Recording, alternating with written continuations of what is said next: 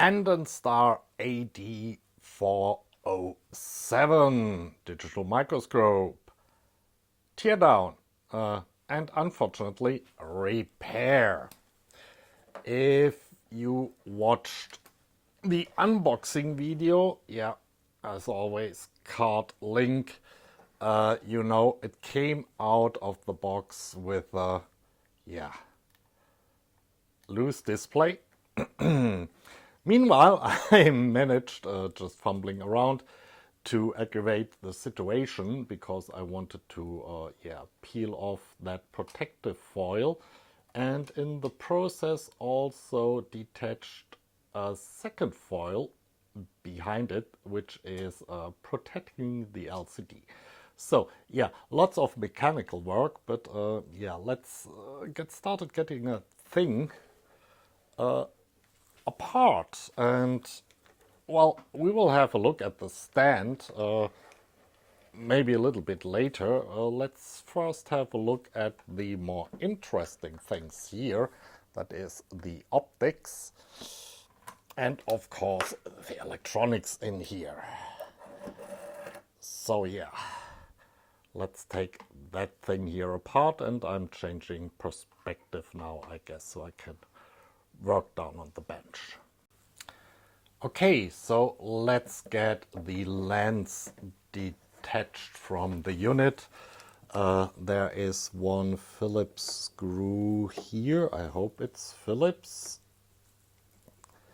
Yeah, and the bit I'm using is a PH0.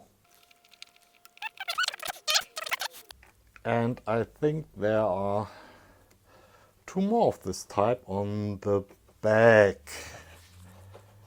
And that's hopefully all. I just see a hole here. I have no idea what that's for.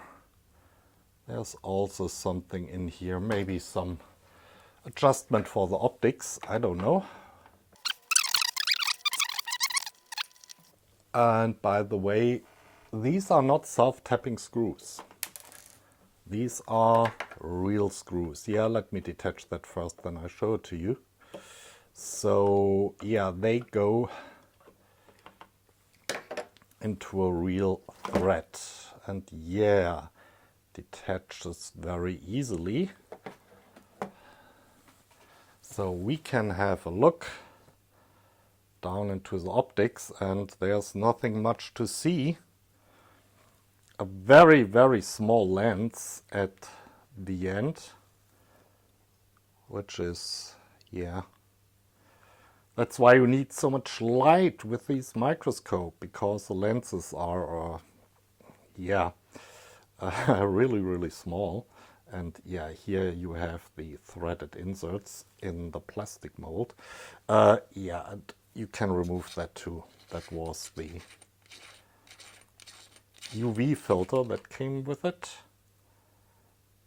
Yeah, and I won't go on disassembling the lens any further, because it's not really interesting, is it? No, I really fear I cannot get it back together. That's the reason. Damage it or get dirt into it. So let me put that away. And there was one of these screws. Can I have a focus here, please? Yeah. Real screws. So that's certainly not bad. Okay. So the moment we have all waited for. Ooh, yeah. The sensor.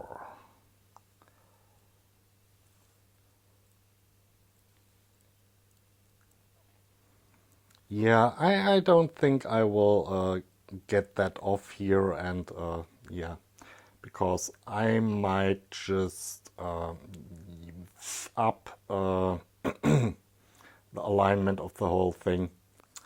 Yep, I put some tape here on the opening with the sensor, because you really don't want to have any dirt on there, and I'm pretty sure now we're dealing still with Philips PH0 bit with self-tapping screws. Yeah, they got those gummy feeling when you're threading them out. And now I'm really want to see how that is connected to the board inside. If there's a board inside, I don't know. Maybe it's several boards, maybe everything is integrated into the LCD.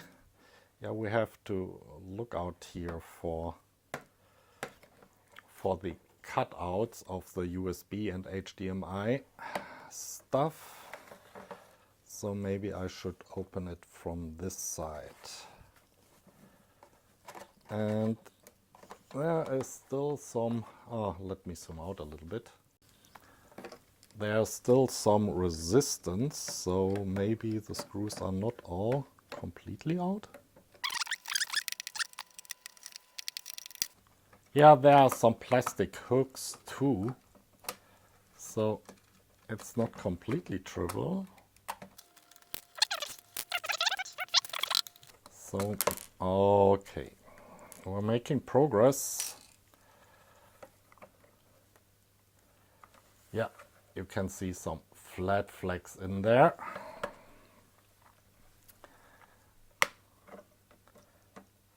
Okay, yeah.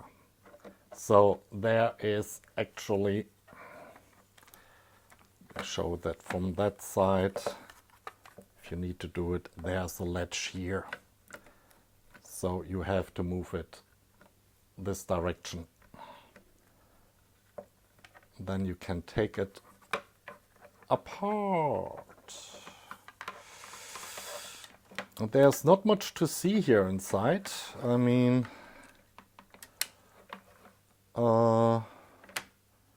it's really rather trivial.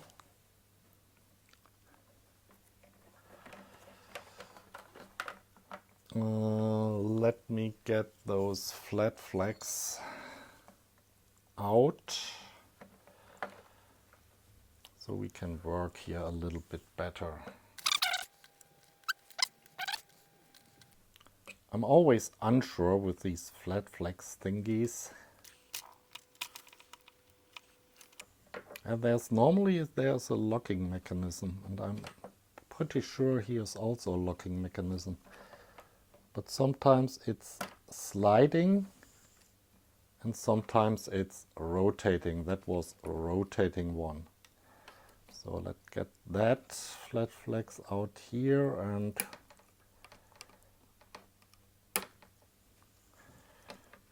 maybe that one is the sliding type. Doesn't feel like it.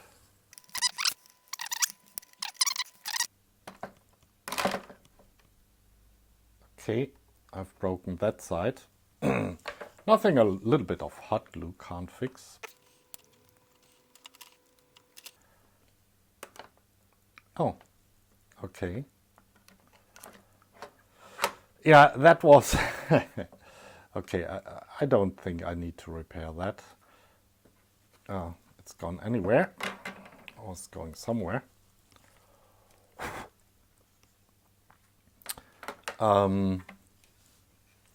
Yeah, that was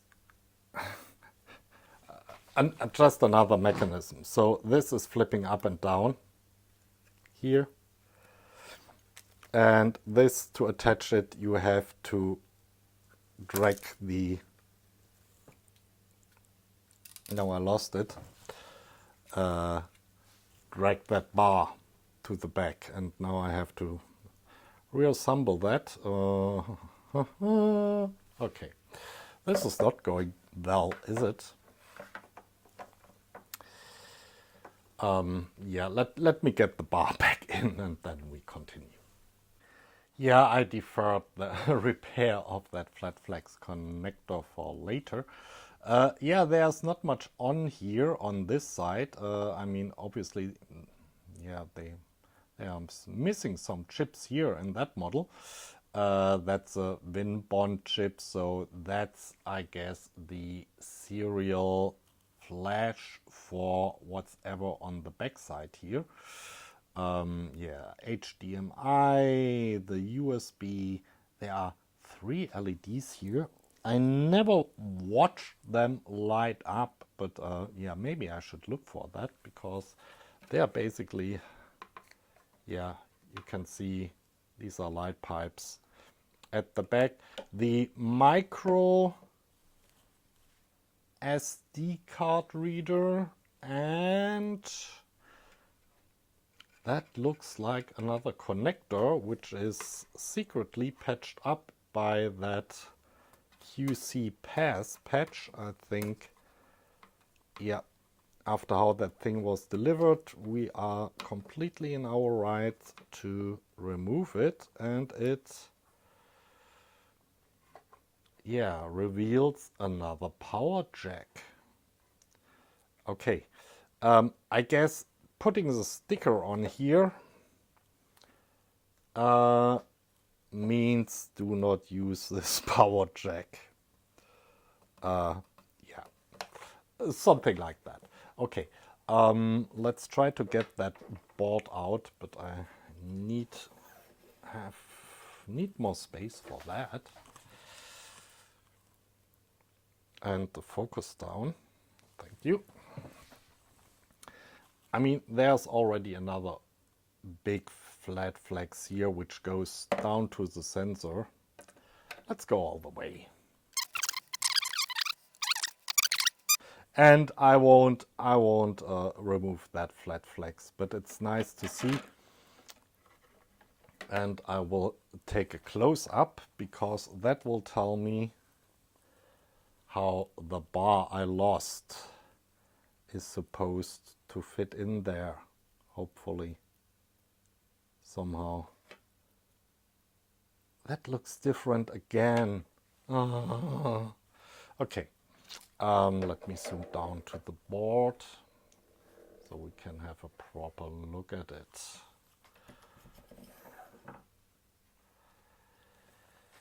Yeah. So that's of course some SD-RAM. I mean, the thing needs some buffer RAM, a lot of passive stuff. Yeah, our power connector, we saw that, and the other connectors. A little battery. I mean, it's yeah, you you cannot exchange it. It's actually welded in. So that thing must contain some kind of a real-time clock. This is that nice folded flat flex that goes off to your optical chip, and I said I won't disassemble that. And then we have an, okay, what's the saying for those playing along at home? Oh, nice picture. If I could stop shaking, yeah, that's good enough. Yeah, so one chip, a little bit of RAM, a little bit of flash, and that's it. No magic in here. Sorry, guys. Yeah, still looks good to me. Nothing else I can do here. So put that aside, and let's go to our repair project, finally. Is it so dark in here, or? Yeah, I mean, you can see it. Yeah, there are simply thingies here at the side, some notches. Okay, that with the reflection, this is bad. Okay, some notches here, they're going all the way around, and the display should be snapped in there. Yeah, I won't get the keypad out. Yeah, might as well disconnect it, but more about that. No, not quite, because the infrared receiver is also here. So, okay, the infrared transceiver is supposed to be here, but if you look inside, there's a window for the infrared transceiver, and I don't see an infrared transceiver.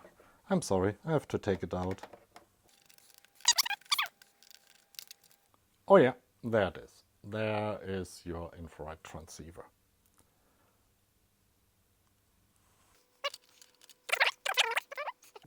Maybe we'll leave that out for a moment and coax the display out all the way. Can't be that hard. Or maybe it can. Okay, and there you have it. This looks like an OLED. Okay, orientation. Okay, there's only one way to get it in. That looks like an OLED backlight here. Yeah, no ordinary backlight. Or maybe I'm wrong. And I said, yeah, you can basically remove that foil, and then there is another foil, and it's full of little air bubbles. Okay, you can't probably see that, but there are air bubbles, and I will do my best to get them out, and yeah, I'll come back to you. Okay, I reduced the air bubbles, but you see, yeah, there is, yeah, it's a little bit damaged here, but yeah, once it's actually the display is on, you don't see the air bubbles, so they don't, and you can even read the display without that additional protective plastic sheet. So yeah, anyway, let's coax that in again.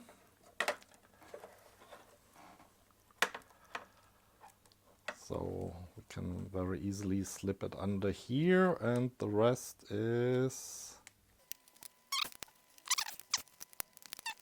I'm not sure if that all will survive. Or let's say I have a good idea why it wasn't properly assembled in the first place, because that display is not really fitting in here. Yeah, okay, this is not the maintenance, most maintenance friendly product ever. Okay, 2 broken plastic noses, yeah, we can live with that. And, oh, yeah, don't forget that board. And there's a part number if I want to have a new one, just a new display. But let's see if I can get this stuff here together again.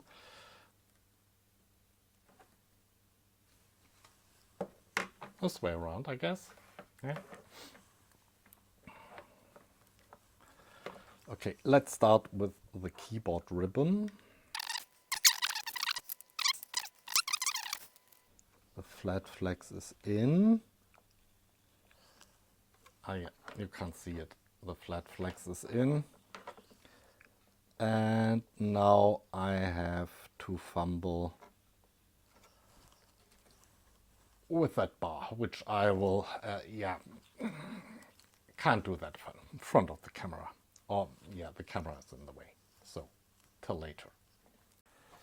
So, I applied ample amounts of hot snot, hopefully enough, also here in the corner. And there where the latches broke off, and now we can reassemble the thing, hopefully. Okay, and before I continue, maybe I should have removed that protective sheet here, but yeah, anyway, before we continue any further, just a little test. Okay, off camera, this goes into the wall plug, and yeah.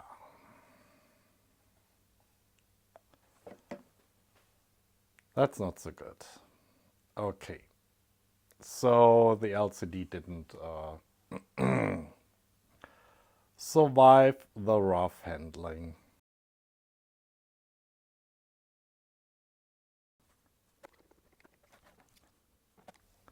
There's a German word, verschlimmbessern. And yeah, we have a lot of big words in Germany, lots of them. And the meaning is in the process to make something better or a situation better, you actually make it worse. So yeah, it is still working, but yeah, applying that pressure here down in the corner, yeah, obviously, yeah, you see how that bleeds out, really. So these are the liquid crystals bleeding out here. Yeah, I destroyed a part of the LCD display, but otherwise, yeah, it's still working fine. So yeah, usable. Yeah, maybe I put some black tape over here, just yeah, to mask that off, so I won't get reminded all the time. So let's switch that all off again, and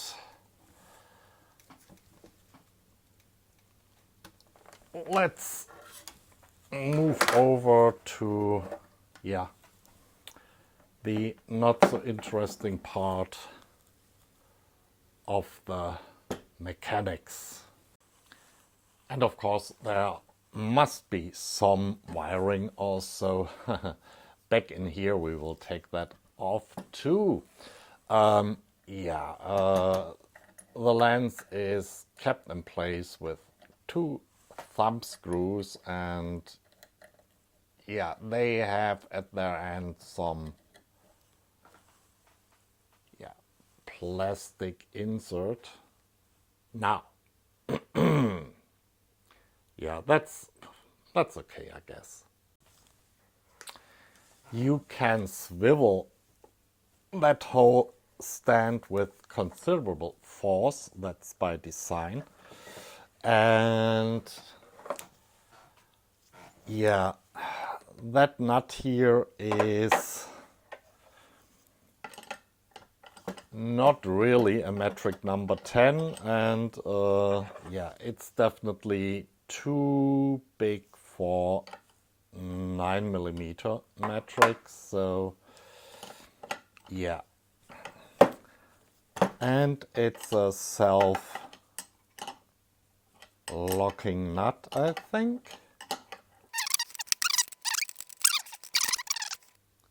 Yeah, you see the plastic insert here, biting into the threads.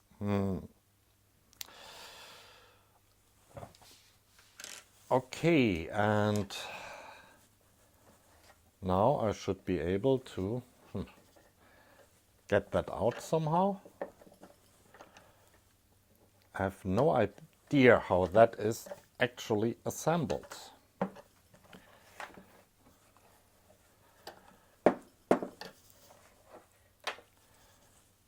Maybe that side has something to do with it. Too small. So this is just a very fancy bolt. And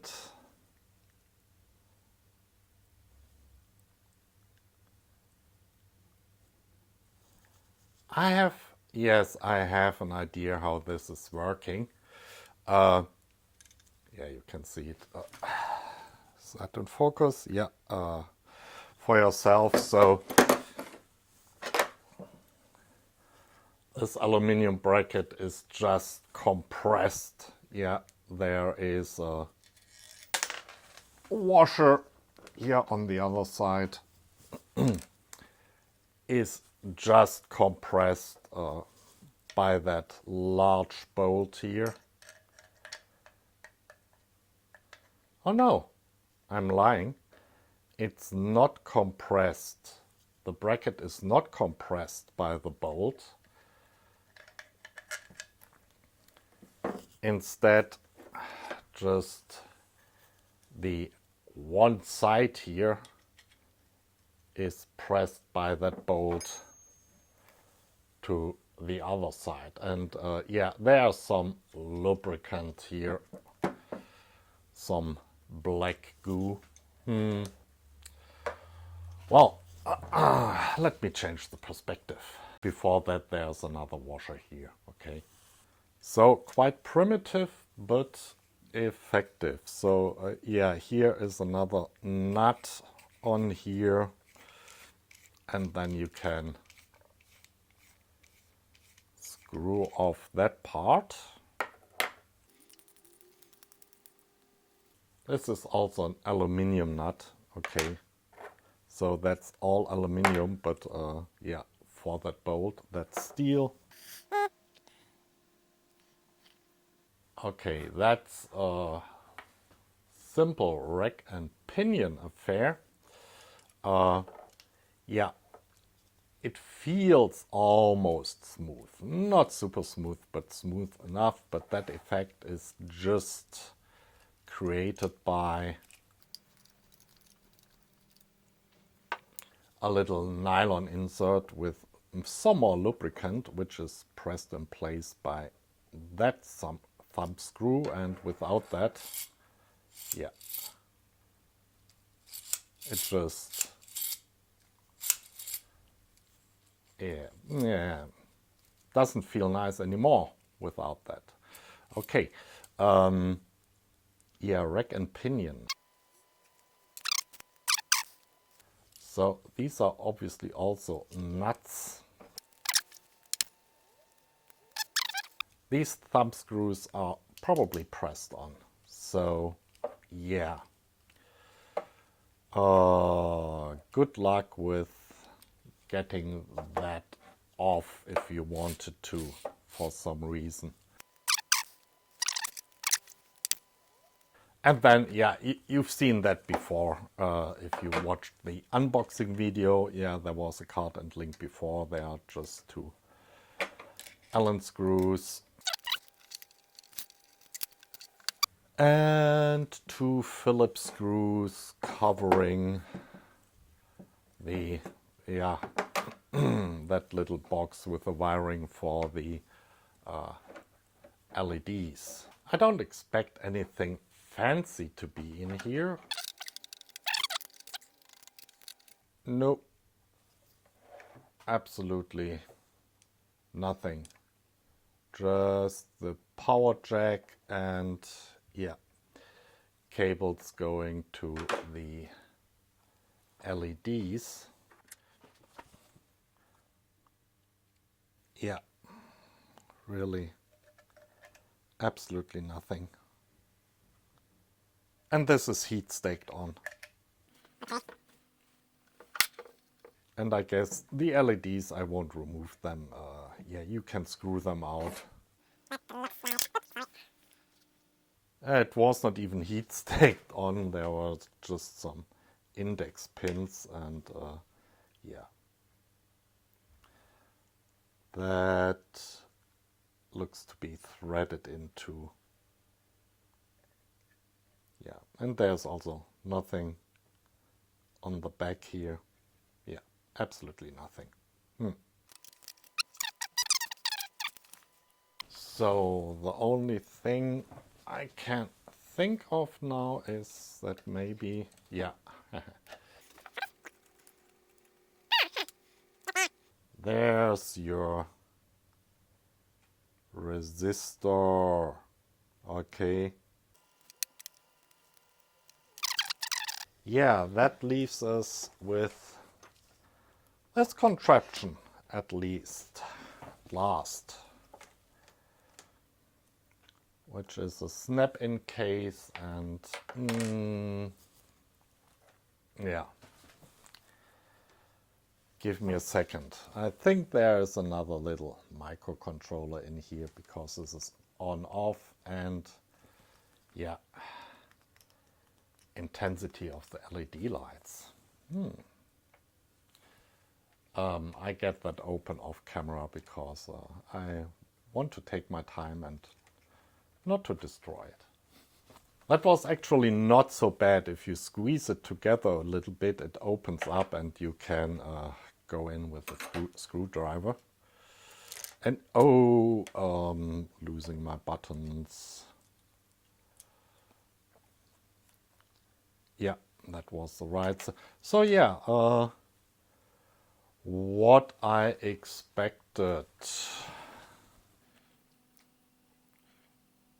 So a little micro with no discernible markings, 3 buttons and 2 MOSFETs. One MOSFET switching the power on and off, I guess, to the camera itself, and one MOSFET somehow regulated, pulse width modulation, I guess, otherwise there would be too much heat dissipated here.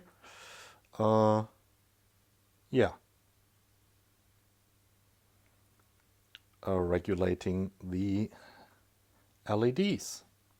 And that's it. Yeah, I will put everything back together again, and then we have a last few edit, and we'll see if it's still working. It's back together, and although I killed part of the LCD display here on the left side, it's still working good enough to make a review where I will look at field of view. Is my finger visible? Yeah, field of view, focus distances, the works, how that thing is operated, etc. Till then, bye.